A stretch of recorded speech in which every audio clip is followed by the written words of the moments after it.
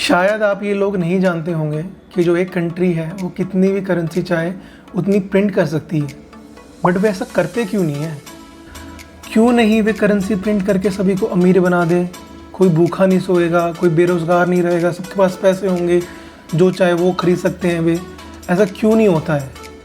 और 2008 में जिम्बाब्वे में ऐसा क्या हुआ था कि वहाँ पे एक ब्रेड की जो कॉस्ट थी वो 10 मिलियन जिम्बाब्वेन डॉलर हो गई थी। और ये जानने के लिए इस वीडियो को अंत तक देखें।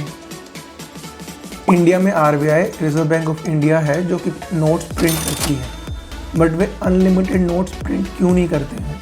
उसके पीछे एक सिंपल इकोनॉमिक्स का रूल है, sum of all currency present is has to be equal to sum of value of all goods and services produced in a country. Simple भाषा में समझें तो इसका मतलब यही है कि भाई जितनी भी गुड्स और सर्विसेज एक कंट्री में बने हैं वो इक्वल होने चाहिए जितनी वहाँ पे करेंसी हैं। तो अब इसको समझने के लिए एक एग्जांपल लेते हैं।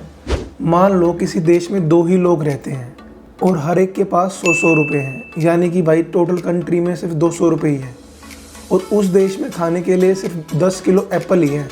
तो इसका मतलब एप्पल की कीमत 20 रुपये किलो हो गई।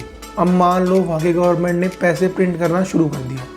अब दोनों के पास 100 रुपये की बजाय 1000 रुपये आ गए, बट एप्पल जो थे वो तो 10 किलो ही रहे ना खाने के लिए। तो अब जो एक सेब की जो कीमत हुई वो 20 रुपये किलो से बढ़ के 200 रुपये किलो हो गई। तो सिंपल भाषा में समझाऊँ तो जितने पैसे छापोगे उतनी ही महंगाई बढ़ती है अगर आपकी कंट्री में प्रोडक्ट और सर्विसेज उतनी ही वैल्यू से नहीं बढ़ रही हैं तो। और इसी को हम इन्फ्लेशन बोलते हैं। इस बात को सब गवर्नमेंट जानती हैं, इसलिए वे लिमिटेड नोट्स ही प्रिंट करती हैं। बट एक कंट्री थी जिसने इस चीज़ को इग्नोर किया और वो थी जिम्बाब्वे।